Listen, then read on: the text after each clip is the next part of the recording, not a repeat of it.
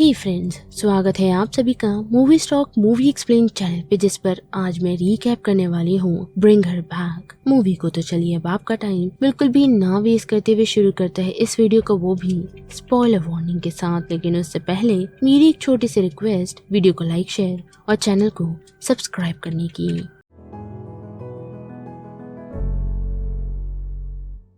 क्या आप लोगों ने सोचा है कभी कि एक 17 साल का लड़का अपने फादर की डेड बॉडी को बाथरूम में पाता है, वो भी शावर के नीचे, जिसे देखकर एंडी शॉक है। जी हाँ, हम देख पाते हैं कि एंडी जो सिर्फ 17 साल का है और उसके साथ उसकी partially blind step sister paper रहती है, और अब जबकि वो दोनों अकेले रह गए हैं तो उन्हें फॉस्टर होम भेज दिया जाता है, जहाँ उन लोगों की मुलाकात लॉरा नाम की एक लेडी से होती है जो थोड़ी अजीब सी औरत है। साथ ही वो एक एक्स काउंसलर भी रह चुकी है, लेकिन उसका घर बिल्कुल नॉर्मल नहीं था। वहाँ रहता है एक म्यूट लड़का जिसका नाम ओलिवर है, जो बस चीजों को और इंसानों को घूरता रहता है जैसे उसके अंदर कुछ और है। और बात करें लॉरा की, तो हम देख पाते हैं कि उसकी एक बेटी भी थी, पर कुछ साल पहले पूल में डूबने के कारण उसकी मौत हो गई, और उसके बाद से ही उसके घर में कुछ अजीब सा था, जिसे हम अननेचुरल कह सकते हैं। साथ ही जैसे ही वो लोग लॉरा के साथ घर पहुंचते हैं तो एंडी धीरे धीरे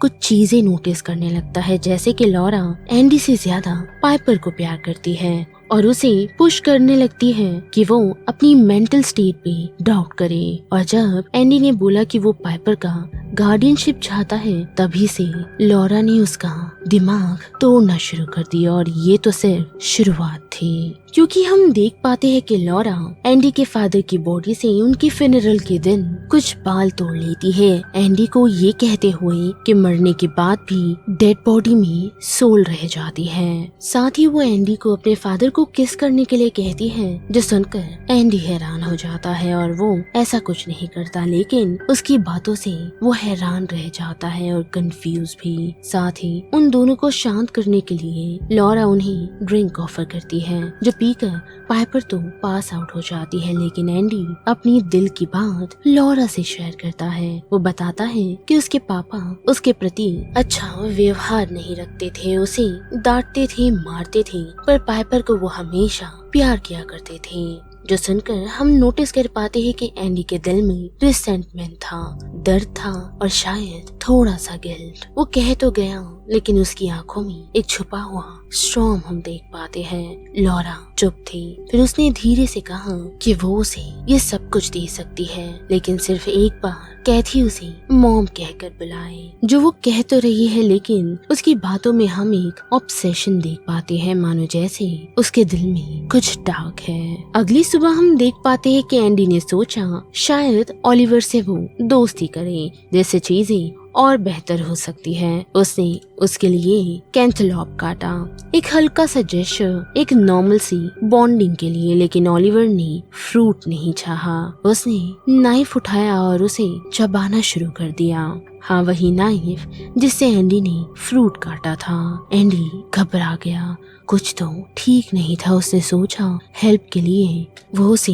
डॉक्टर के पास ले जाए, लेकिन जैसे ही उसने ओलिवर को उठाकर लॉरा की प्रॉपर्टी से बाहर ले जाना सोचा, और तभी ही ओलिवर एक व्हाइट लाइन के बाहर जाकर कांपना और चीखना शुरू हो गया। उसकी आवाज एक छोटी बच्ची जैसी थी, जैसे उसके अंदर कोई और बोल रहा हो। लॉरा उसी वक्त तुरंत आ पहुंची, एंडी से ओलिवर को छीन लिया, उसे लेकर वो अपने रूम में बंद कर देती है और पीछे एक VHS टेप चला देती है, मानो जैसे वो उस पर कोई रिचुअल कर रही हो, और अपने हाथों से उसके सर पर गोल जैसे आकार बना रही होती है उसे शांत करने के लिए। और हम देख भी पाते हैं कि ओलिवर फिर से म्यूट हो गया है, बिल्कुल चुप, मानो जैसे उसने कभी कुछ कहा ही ना हो। फिर लॉरा उसे एंडी के फादर के बाल खिलाती है, वो छोटी सी चीज जैसे किसी शैतानी रिचुअल का पार्ट हो।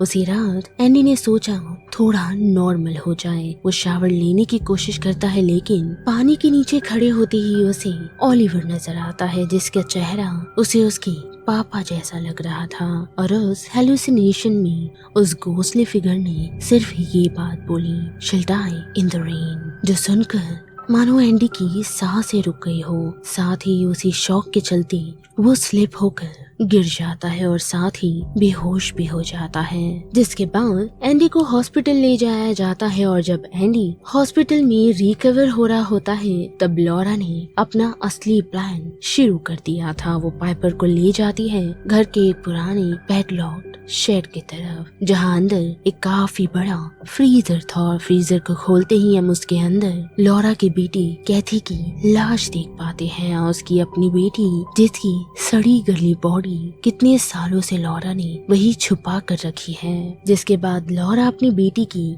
डेड बॉडी को देख फिर पाइपर को देखती है और उसे कैथी के कपड़े पहना देती है, जैसे वो कह रही हो अब तू ही कहती है। और तब पूरा राज सामने आता है। ओलिवर एक नॉर्मल लड़का नहीं था, वो पजेस था एक डीमन टारी के कंट्रोल में। लॉरा ने एक पुरानी रशियन VHS टेप से एक ब्लैक मैजिक सीखा था, वो भी रिजरेक्शन का। पर ये कोई सिंपल ब्लैक मैजिक नहीं था, रिचुअल्स के कुछ क्लियर रूल्स थे।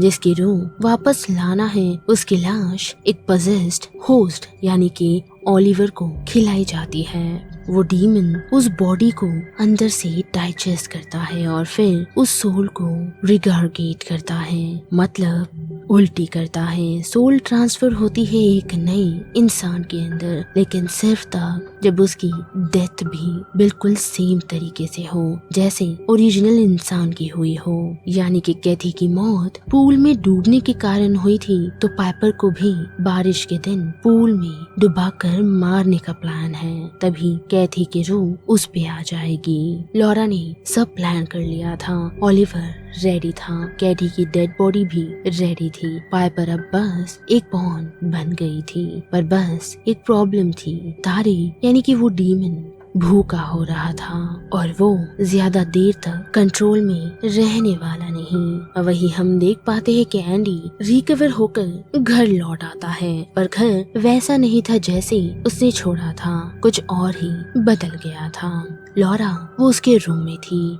उसकी चीजें छू रही थी और उसकी बॉडी स्प्रे को वो खुद पर स्प्रे करती है। एंडी बस देखता रह गया, लेकिन रात उससे भी ज्यादा स्कैरी थी। उस रात जब पाइपर सो रही थी, लॉरा ने उसके चेहरे पर जोर से मुक्का मारा और जब वो चीखने लगी तो उसका ब्लेम एंडी पर उसने डाल दिया। लॉरा ने डायरेक्टली उसे अक्यूज किया, तुम बिल्कुल अपने बाप जैसे हो, वायलेंट, डेंजरस, कंट्रोल करना चाहते हो। एंडी तो टूट गया। पाइपर कंफ्यूज थी और एंडी हेल्पलेस।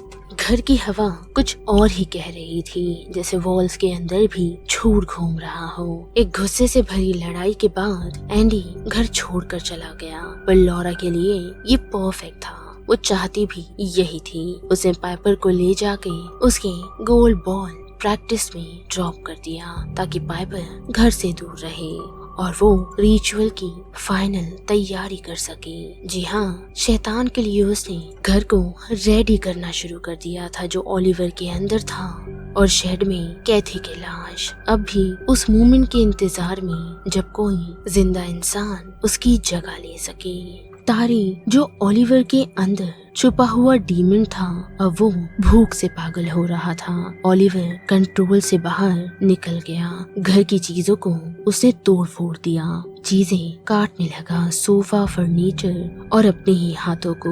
एक मोमेंट में उसने लॉरा को काट लिया। उसके चेहरे पर इंसान नहीं एक जानवर था, या शायद कुछ और उससे भी बुरा। दूर कहीं एंडी फॉस्टर एजेंसी पहुंचता है और वहां उसे पता चलता है ओलिवर असल में ओलिवर नहीं है, वो तो एक मिसिंग चाइल्ड है जिसका नाम कॉर्नर बर्ड है। जो देखते ही एंडी शॉक हो गया। वो तुरंत वेंडी यानी कि सोशल वर्कर के पास गया और बोला, पाइपर डेंजर में है, हमें तुरंत जाना होगा। एंडी ने पाइपर को एक वॉइस मेल छोड़ा, लॉरा पर भरोसा मत करना, साथ ही पापा हम दोनों के साथ अलग थे, मेरे साथ वो भले ही बुरे थे लेकिन तुमसे वो प्यार करते थे। पर वो वॉइस मेल लॉरा सुन लेती है। वो पूरे घर को क्लीन कर देती है और ब्लड हटा देती है, चीजें नॉर्मल जैसे ही बना देती है ताकि वेंडी कुछ ना समझ पाए। जब वेंडी आई सब कुछ नॉर्मल उसे लगने लगा, लेकिन फिर उसे लॉरा का हाथ देखा जहाँ ओलिवर ने काटा था, जिसमें से अभी भी खून निकल रहा था। वेंडी ने पूछा ये कैसे हुआ? तब लॉरा टूट जाती है और उन लोगों को कहने लगती है कि वो कैथी को वापस ला सकती है और साथ ही वो उसे जिंदा भी कर सकती है। वेंडी और एंडी ने तुरंत घर के अंदर छानबीन शुरू हुई और सामने मिला उन्हें ओलिवर, जो कैथी की लाश को खा रहा था। साथ ही वो कंट्रोल में नहीं था, जिसे देख वो दोनों यहाँ से भागने की कोशिश करने लगे, पर लॉरा ने उन्हें कार से टक्कर मार दी, जिससे वेंडी की तुरंत ही मौत हो गई। और एंडी जो पूरी तरह खून में लिपटा हुआ था, उसके पास लॉरा आई जिसने उसे पानी में डुबा कर मार दिया। उसकी आखिरी सांसें भी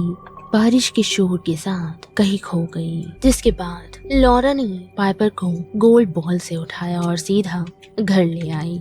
अंदर सब कुछ सेट हो चुका था। ओलिवर या कहीं कॉर्नर अभी डीमन तारी के कब्जे में था, लेकिन इस बार उसने एंडी का मांस खा लिया था और अब उसकी आवाज में बोलने भी लगा था। पाइपर ने जब ओलिवर को सुना वो कंफ्यूज हो गई, लेकिन उसकी इंट्यूशन चीखने लगी थी। वो भागकर बाथरूम में लॉक हो गई और वहाँ उसने देखा एंडी की लाश। लॉरा ने दरवाजा तोड़ दिया। उसने पाइपर को समझाया ये सब इसीलिए करना पड़ रहा है ताकि कैथी वापस आ सके। वो रिचुअल समझाने लगी जैसे ये सब नॉर्मल हो, पर पाइपर एक चांस लेती है, भागने की कोशिश करती है लेकिन गिर जाती है और बेहोश हो जाती है। लॉरा उसे उठाकर पूल के पास ले जाती है। बारिश अब तेज हो चुकी थी, सब कुछ रेडी था और वो पाइपर को पानी में डुबाने लगती है। और वहीं पास ही कोने में ओलिवर भी खड़ा है, जो सब कुछ बिना कुछ करे देख रहा होता है। साथ ही पाइपर जिसे लॉरा ने पूल में डाल दिया था वो तड़पने लगती है और जोर से चीख पड़ती है। जो शब्द मॉम था वही एक शब्द जो कैथी ने कभी नहीं कहा था, जो लॉरा सालों से सुनना चाहती थी। उसी एक आवाज ने लॉरा को तोड़ दिया, साथ ही उसे जगा भी दिया। उसने पाइपर को छोड़ दिया। पाइपर जो बेहोश थी लेकिन जिंदा, और घूमती हुई वो सड़क तक आ पहुंचती है जहाँ एक कपल उसे रेस्क्यू करते हैं। ओलिवर तब तक बाउंड्री के बाहर निकल जाता है और जमीन पर गिर पड़ता है। उसके अंदर से डीमन तारी निकल जाता है और वही मोमेंट पर पुलिस आ पहुंचती है और लॉरा वो अब भी पूल के पास होती है, कैदी की आधी खाई हुई लाश को गले से लगाई हुई। साथ ही वो उसे प्यार से झुला रही होती है, जैसे कह रही है अब तुम वापस आ गई हो। पुलिस ने उसे चारों तरफ से घेर लिया है, पर लॉरा का दिमाग वो तो कब का डूब चुका है। तो बस इस वीडियो में इतना है। जिस बारे में आप सभी की क्या राय बनती है उसे लेकर आप मुझे कमेंट सेक्शन में बता सकते हो। साथ ही वीडियो पसंद आई तो वीडियो को लाइक, शेयर और चैनल को सब्सक्राइब करना मत भूलिएगा। बाकी मैं मिलूंगी आपसे फिर किसी मूवीज या सीरीज की रिकैप के साथ। तब तक के लिए आप movie stock movie explain channel के बाकी वीडियोस को एंजॉय कीजिए। Till then bye.